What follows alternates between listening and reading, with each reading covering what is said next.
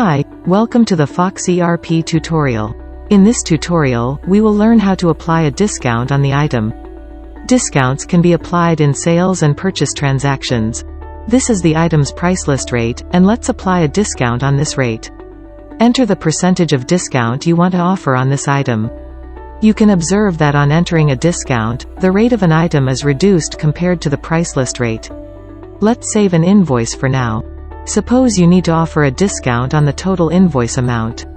From here, you can apply a discount based on the grand total or net total. Let's apply a discount based on the net total. Enter the discount percentage or amount in these fields. The discount amount is also calculated. Let's save this invoice. Here you can notice that the item's rate was this, but based on the discount applied on the net total, the item's net rate is calculated. On submission of this sales invoice, income for an item is booked based on the net item rate only.